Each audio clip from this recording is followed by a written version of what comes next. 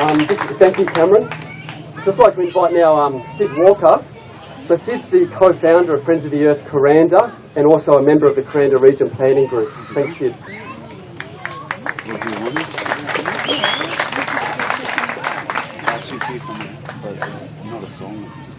Hello everybody, can you hear me all right? Which one's that? Well, I'm just going to start with a comment that has already been made by a lot of people, which is thank you to our elected representatives who are not only not here, they haven't dared to engage in any discussion about this proposal. A couple of them, the Mayor and Craig Crawford, our local MP, have made misleading statements and now say they can't make any more.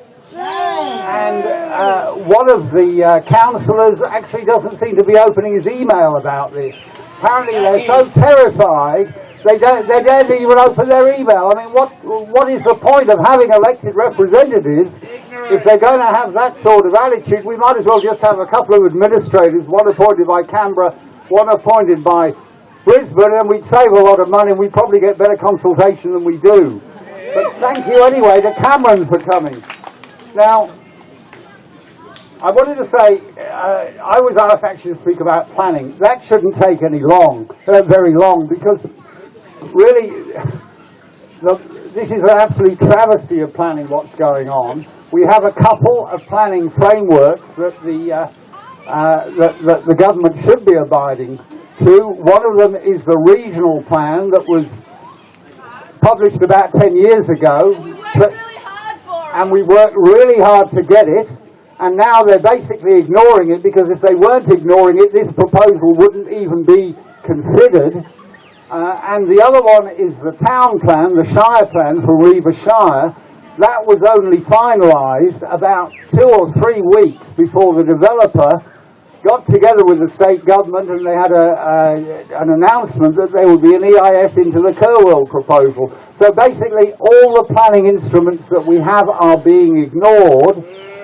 And, you know, having been around quite a long time now at FNQ, I think we've got the wrong idea about planning.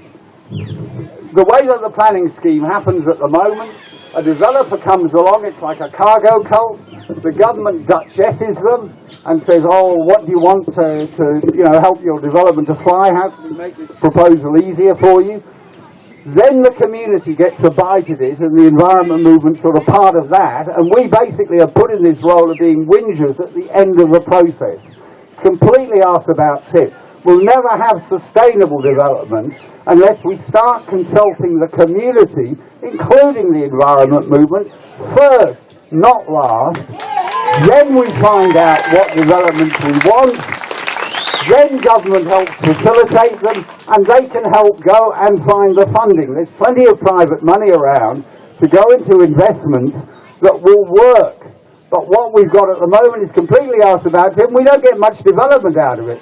We just get a lot of PR people making good money. We get a lot of consultants making good money, but the people who actually need the jobs are not getting the rate of genuine sustainable development that we need. In this particular case, we've got a developer who now, after a few years, is calling this proposal an eco-resort. If you go back and have a look at the history, it seems like he really spent a couple of years not knowing what he wanted to do. And now, obviously, somebody has suggested to him that if he calls it an eco-resort, it's more likely to fly. Well, he has, it would seem, no track record as an eco-developer. He's been in Macau for apparently most of his working life. It's a strange place to ask about sustainable development. It's a strange place to learn the trade of building eco-resorts. I mean, go ask James Packer how he's going with sustainable development in Macau. And I think really we have to draw the conclusion, it's already been drawn by other speakers, that really this is a thinly disguised